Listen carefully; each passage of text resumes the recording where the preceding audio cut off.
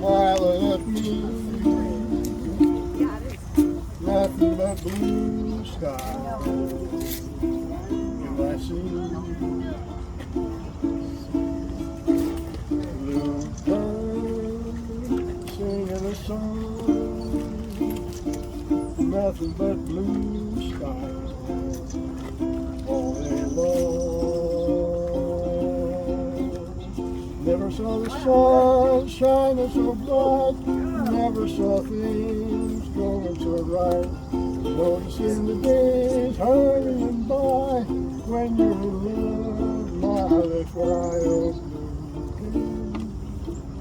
All of them gone. Nothing but blue skies.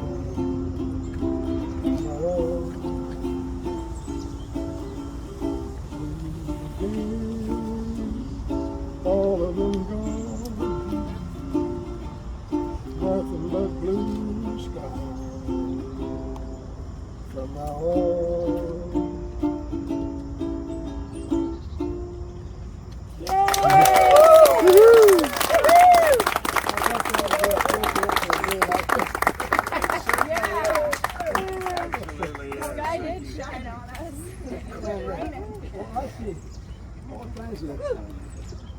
Feminine talk to so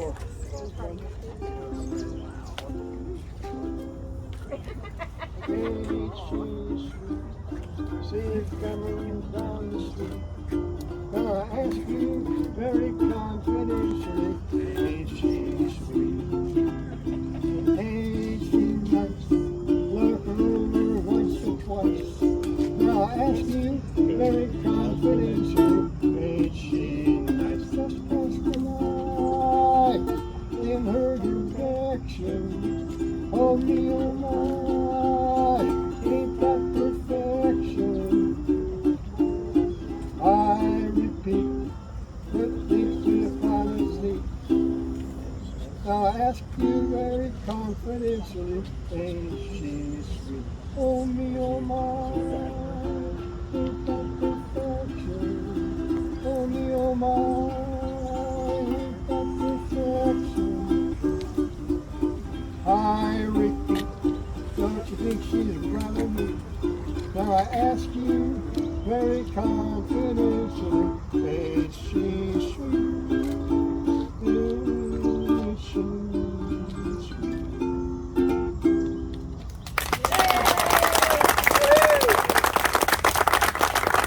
So Bill, when did you start performing down here? We were trying to figure that out when it was old Harriet's fault. She was reading the paper one day, we were home, and she said, hey, there's doing auditions down at the Spotlight, and she ought to go. So I went down there, and they put me on right away. But I don't know how long ago it was. 80s? Was it the 80s or the Must have 70s? been. 80s. 1928, right? No, not that long. That was when I was born. Really? Yeah. Well, I was made in Thank you, 19. Bill. Thank you so much. Thank you so much. More than 19. You know, we're lucky today. We have family of Patty Adams Schreiner. Raise your hand so we see who you are. All right. The people who Hey. Welcome. Ted Reeds will be here soon to talk about Bruce Goff, the architect. Also, we have family of Richard Mansfield Dickinson, the Logans, which are basically nephews. He bought the place after it had been foreclosed and after Holland had it for a while, and he lived here. And he was a founder, Richard Mansfield Dickinson was a founder of the Spotlight Club, which became a non-profit and eventually bought this building. And some of you, Larry, I know you were here when that happened. and who else? Some of 3 you, years old. yeah. And John, you've probably been around that long too. Do you remember the when you like burned the Mortgage. the deed or whatever? Did you guys do that? No, I was Burned the mortgage. that was in 1978. Okay. Burned the mortgage. Yep. That was 1978, and that's what I was told. I didn't get here about 85. All right. Anyway, but there's a everybody here represents this incredible continuity of this building, and one thing that I've always wondered was, and it didn't actually take much to understand it. I wondered, why isn't this building on the cover of everything that Tulsa publishes? Why? Well, yeah, I mean, what you see now, we have a certain amount of dilapidation, and it has been worse. There used to be a chunk missing right out of the center of that upper part, and we got that fixed. But you can still see, even after that material, it's sad. So Bruce Goff didn't know everything about architecture when he was 22 years old. But someday, we're gonna, get it all just completely restored. Smooth stucco so the spiders can't build their webs up there. We'll get this lighting out of here that makes it look like an industrial brownfield and prevents people from using this as a movie backdrop, which there actually was a movie filmed inside the Spotlight. Yes. But because of the coronavirus and the government handing out money for things, all sorts of things, including arts infrastructure, that the Oklahoma and Tulsa County now has money that they can put towards rehabbing this place, and so we're looking at that process of how we'll go about getting that money. And there's other people in line as well, but they're interested in us. We've been hitting on it for years, telling our story that this place matters. It's 2 blocks from Route 66. You know how people are nuts about Route 66? That's it over there across that bridge. We're right here on the river. Everybody's going down to the river. So, and we have this jewel box setting for this building. So, here comes Ted. He'll talk about Bruce Goff. But anyway, so great things are ahead for this. And this monument is the purpose of it is not just to capture the history, but to advertise honestly and make Tulsa aware that we really have something. San Antonio is referred to as the Alamo City. How much money do they bring in because of the Alamo? Which, so anyway, the Alamo you can walk in and out and look at, but we have over 3,000 Tulsans have performed on this stage. We have, and 250,000 have seen shows here. So this city has deep roots and connection to this building. A few years ago, we did a project. Jer, I guess, our lifelong building manager, he saved a copy of every Saturday night program with all the cast. So we got some volunteers and we scanned those PDFs, we entered in the database, and for a while, they're not currently online, but that whole database was searchable. So people could go back and see, they can look up their relative. Oh, here's Aunt Jane, and here's a copy of the program that she, from that night that she performed. So we're trying to capture the history. Tell me your name again, ma'am. My name is Dana Curtis. Jana. Dana. Janet. Dana. D as in David. Dana. Dana, thank you. Curtis. Thank you. My ears aren't getting any younger. But Dana, she was just telling me that she has photographs from when Richard Mansfield Dickinson owned this place and inside. And we're going to put out the word to all of Tulsa. If you drove by and took a picture of this building, or if you took a picture of anything related to it, give it to us and we'll digitize it and add to the archives. This place has tremendous archives. When I got involved, but things were stuck in the filing cabinets, under the stairs, up in the leaky attic area, and we got some volunteers from the museum management program at Tulsa University. They organized it from end to end, and it's now a special collection out of the Tulsa Library. So, and we had some very valuable artworks by the same guy who did this cartoon, Clarence Allen. That guy was an amazing artist. And we had these giant, bigger than life-size portraits. Those are at the Tulsa History Museum, so they're no longer engaged or getting mildewed or whatever while we get the building taken care of. So a lot has happened, and now I'd like to turn it over to Ted to talk about Bruce and explain Bruce involvement in this, Scott? First of all, I just wanted to, we should all give Scott, if you've ever worked with someone who is like a rabid dog but nice, that's Scott. Scott would not let this project die. So thank you, Scott. Well done. And I'm glad he didn't hear that. He does have trouble hearing. We all do. That's okay. Sometimes it's convenient. And Randy, if we're picking up the slack. Oh, you're welcome. So last night I recognized a lot of faces from across the street. Last night we held a small fundraiser. I don't know how well we did, but I was a bartender and I sampled my product. So I apologize for being a little late. I just want to say a few words about Bruce. Some of you may have heard a preview of it last night near the end of our show, but Bruce Goff was born in Alta, Kansas in 1904. He did the Spotlight in 27, 28. It was in between the Tulsa Club and the Boston Avenue United Methodist Church, all three of which he was the designer and or architect. But this building is fundamental to his future and how he really began to develop his own system. So he started in architecture as a 12-year-old.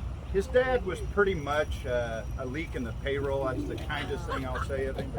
And so his dad put him to work, working for someone to bring money home to help support the family. At 12 years old in Tulsa, Oklahoma. He pinned him with the right firm, Rush, Endicott, and Rush. They were the premier architectural and structural engineering company of their time in Tulsa, which was booming and it already was the oil capital of the world when they moved here. And so his background in working with them was primarily in structure. You know, just learning how to put a building together, not necessarily the design. They did not interfere with how he looked at the world and how he looked at his designs. They just kind of let him go. I really liken him best, and I say this unequivocally. He's America's Mozart in terms of architecture. He was a child prodigy who later he lived a lot longer than Mozart for different reasons. He wasn't poisoned. But because he lived so long, he got to develop his system, which was unencumbered by European architecture, or even Sullivan, or even Frank Lloyd Wright.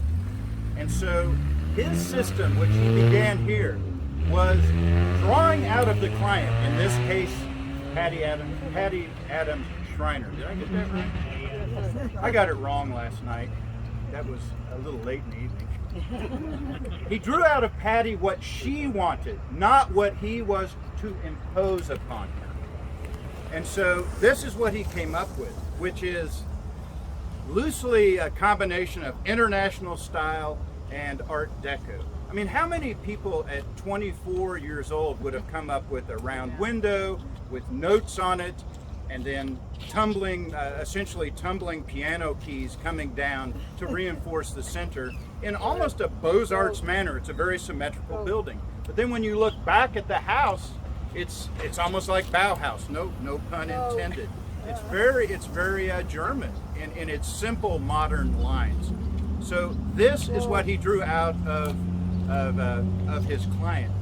In later life, this became known as the American School of Architecture when he taught at OU from 46 to 56, 57.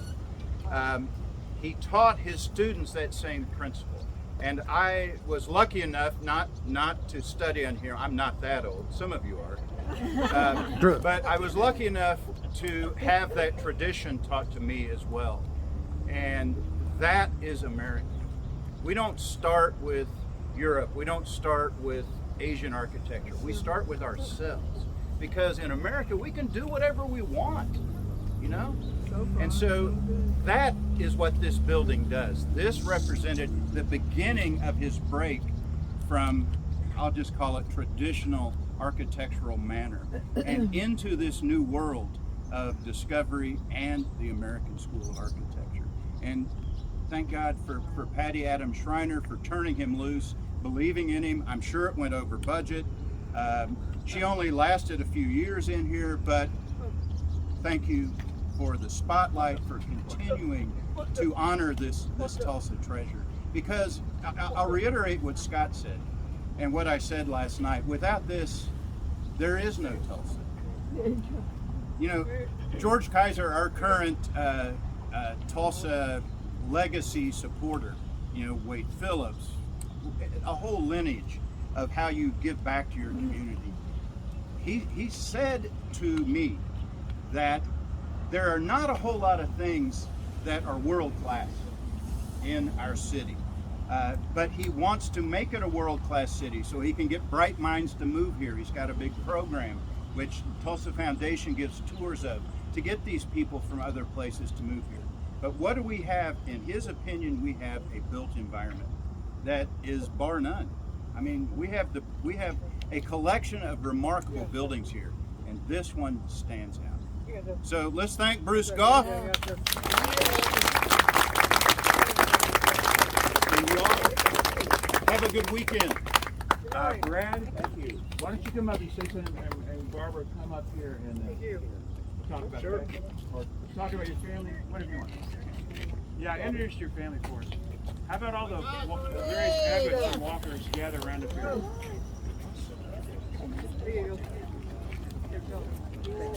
Well, I'm Brad Adams Walker. This is my cousin Barbara Walker Abbott, and we are part of the Walker Adams clan. We have a number of other members here as well, including my son Richard Adams Walker, all with the name that came from our great aunt. And I met her once in 1964. She passed away in 65, and she lived next door to my grandparents. And my father took me next door to meet Patty, and I was about 9 years old, and I was absolutely intimidated. I had never met anyone that had that sort of presence, that sort of this sort of aura about her. And her legacy of music and talent runs through the family. I did not get that gene. I did become an architect, and I just love everything that's been going on here. I got involved and met these folks here a few years ago, and this is just a wonderful building. Brad is from Denver. He flew in for this. Thank you. Son I flew in last night. Let me get the rest of my family up here. And Barbara, for many, many years, saved, when Patty was a young woman, in 1910 and 1911, she got a scholarship, for lack of a better term, to study in Europe. So she was a woman from very modest means, and was able to study in Paris in 1910 and 1911. And thank God she kept a diary. And that diary was handed down through my family. Barbara held on to those diaries for many, many years to keep them safe. They're over 100 years old. With Scott's help, we connected on this and persuaded Barbara to let me borrow them and had them scanned, and they have now been transcribed. So every word that she wrote during that period of time has been captured for history. It was a very special time in Paris, 1910, 1911. I believe it's called the Belle Époque. Yes, very special time. She met very famous people. She performed in very famous places, and now we have those diaries saved for my children and everyone's children. So we would like to give that back to the city of Tulsa. So, thank you.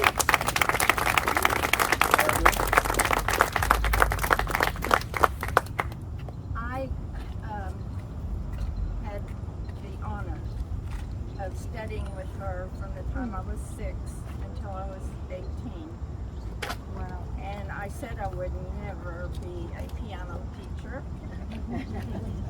But I went to OU and studied piano performance and pedagogy, and did not want to be a solo performer. And so I started teaching. And over the years, I taught off and on, and music just became so much a part of my heart. And I was fortunate to have studied with two good professors at OU. The last one providing more of a musical view of the music, and a position came up at First Methodist in Broken Arrow, and Bill Rowland. There he is. He's right there. Oh, there he is. Hi. And I knew where I was supposed to be, and that was in music for the church. And so since '83, I've been doing that. And it's been a blessing. My heart is enriched, and I kick myself every time I think of how I tried to get away from practicing, which I did sometimes, because where's my brother? One of them. Yeah, right here. Two brothers right here. Because they used to tell me to be quiet because there was a show on TV. The piano and the TV were side by side. So, but I wanted to be like the other kids, and so I tried to sight read my lessons, which I got by with sometimes. But after I became the teacher, I knew that my students weren't practicing, and so I know she knew. She always wanted to invent an exercise to strengthen my fingers. I remember Ron, when he started, we're just a year and a half apart, and his fingers had the strength. Mine were long, but they didn't have the strength, and she would call weekly to get me on the phone to say, I've got a new exercise for you, can you please come down?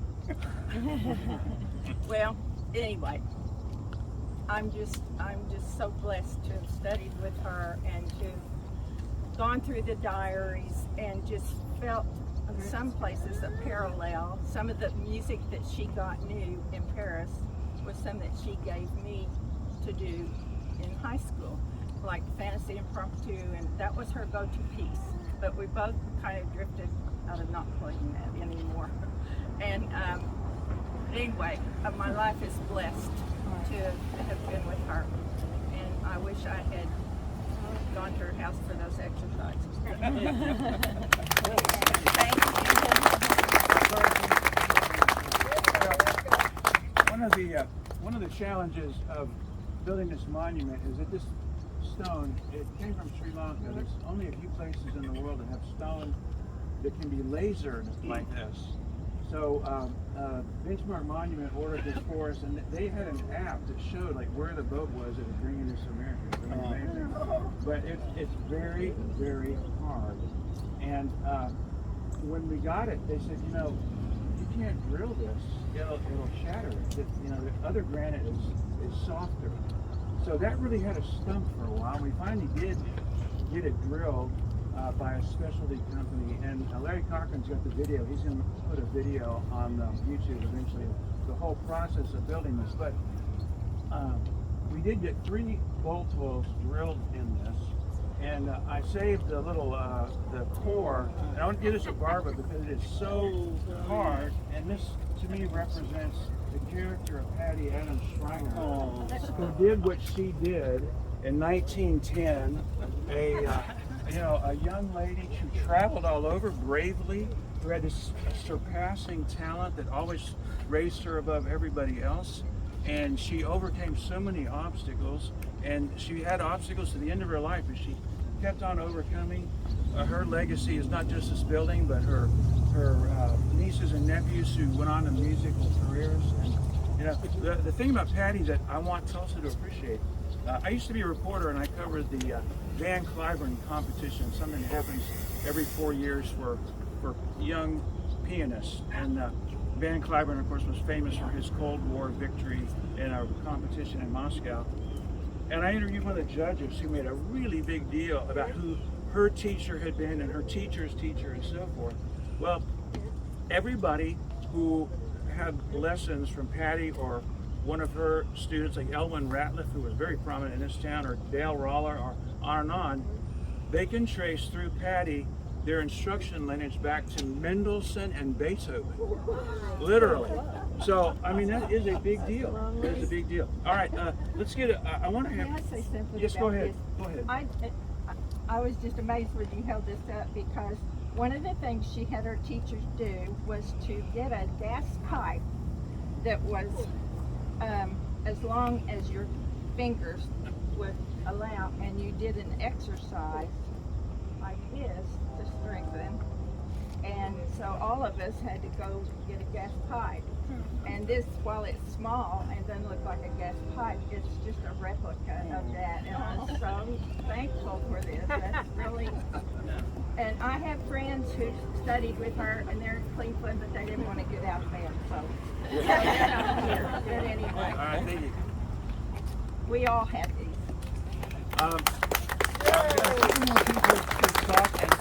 Dana, do you want to say anything about Richard? Oh gosh, my relationship with Richard Dickinson is, I was his niece. Can you speak up? Yes, I'm sorry, my voice doesn't carry very well. But my Aunt Edna and Daniel Open lived in that house when Dan was young. And I think you know that part of the story. Well, my mother, Virginia Bailey, was Edna Logan's sister. So as I came on, and I was born the same day as Dan Logan, January 28th, and I was named Dana after Danny. So that's our relationship. But Uncle Dick, my memories of this house, it's almost hard to talk about. It's almost storybook. It's like something in a novel for a small child to come into a house like this and roam around and to have an uncle like Richard Dickinson, and he was a very dignified, elegant gentleman who, just like the movies, tell you how to walk, how to talk. He would give me diction lessons when I was young and teach me how to speak properly. But I spent a lot of time here because my mother was sick. So I grew up here with my cousins and roamed around in his house and played upstairs for that outdoor barbecue and that little outdoor area. There was so much to do in this house. And I remember Uncle Dick Dickinson, playing that piano on that stage. And he played by ear beautifully. And he so wanted me to be a pianist. He really wanted me to play the piano. But we had a lot of family Christmas dinners on that stage. Big tables stretched out. Oh, wow. Thanksgiving dinners. And those are my memories, more than the theater side of it. He was very theatrical, just being who he was. But it was wonderful. And all these years, I have so hoped somebody or something would get a hold of this place, because it's an unbelievable treasure. And as you all know this. So been watching, and I'm hoping that all of this and what we're doing today and who's been here to visit, I'm hoping that we'll start to see some big changes occur here. And Uncle Dick would be very proud. Yay. Very proud. At one time it was considered that the Petroleum Club would buy this. I don't know who knows this. When Uncle Dick left, and his instructions were never, this needs to go to the actors and aspiring musicians, and that was that. So. Well, it's getting pretty warm out here. We have refreshments. Hang on. We have refreshments inside, the cold drinks and cake, but we have two quick things. Sue first, and then Virginia has a message from Dewey Bartlett. Well, we've talked about the importance and significance of the building. Let's go back for a moment to the original Spotlight Club. Very good friend of mine. In fact, her mother was my first Spanish teacher in the 5th grade. But she and I graduated TU together, and the whole purpose of this group was to start a scholarship fund for young thespians.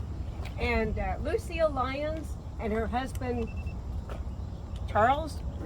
John. Thank you, John, for John. They were with Richardson, the foremost couple. They had money, they had funding, they were New York actors, and when they came to Tulsa and started the Little Theater over on Delaware, their aim was to provide money for scholarships. And we kept doing it week after week, and they said, we're on to something, let's keep this going. Well, my friend Pilar Garcia was a good singer, kind of funny, and a heck of a dancer with her Cuban background, and she was here just last week. So let me read you something I think is pretty significant. All right, she says, hold on. We are grateful for all the devotion by so many performers who have contributed to the accomplishments from Little Theater to this theater called Spotlight. Though Spotlight is small of stage and seating, it looms large in its remarkable history of scope and purpose. There was none of a spirit of unity for mutual aims, which I wish I had printed this out, I'm sorry, which aims for the thoughtful years of donating to local and state charities and sponsoring helpful scholarships to students or actors. Spotlight in the beginning didn't realize the significance of this structure they called home. They donated thousands and thousands of dollars that were collected every Saturday night into their little piggy bank, Sammy, and that money was donated to St. John's and Hillcrest for their infant units and for SIDS equipment to help resuscitate infants that had fallen fatally ill in their cribs. We donated thousands of dollars to HISM out there in Sand Springs and up to Veneta Hospital for AV equipment and microphones for all of those places. And then suddenly, Larry Stockard gets on board and says, hold the phone. Let's think about what we're giving money to. Let's concentrate on the money we do have to restore this iconic presence here on Riverside Drive. So that's what's happened.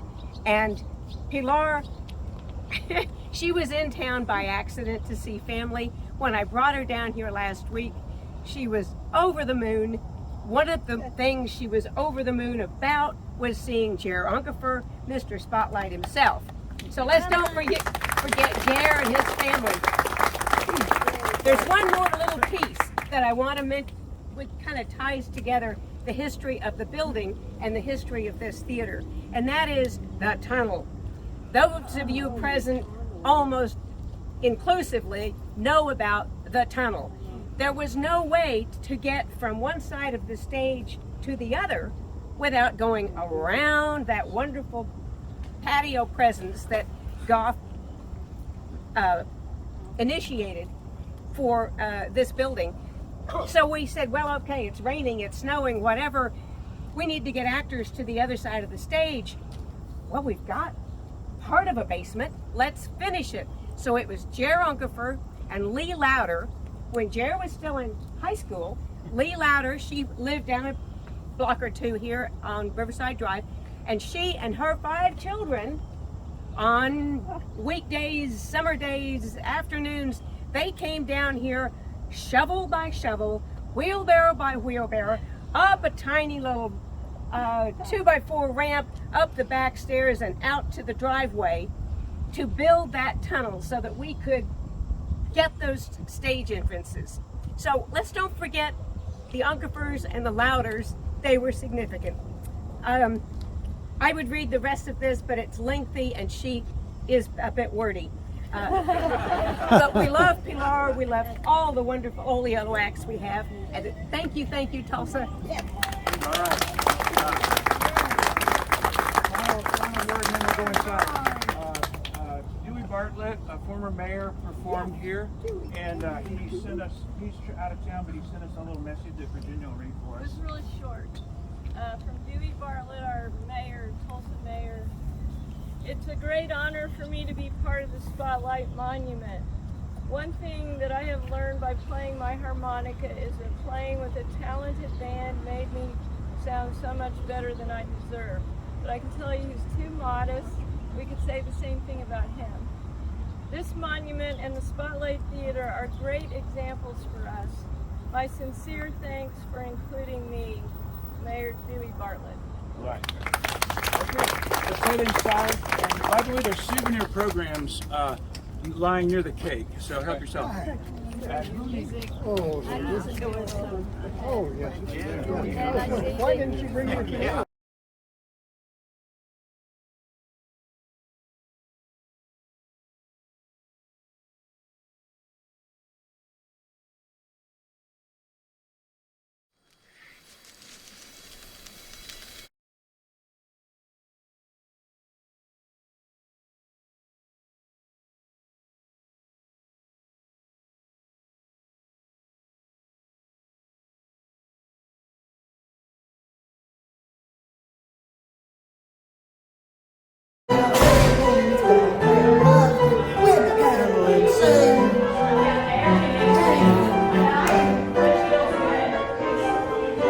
You can't make Bill. He's the best.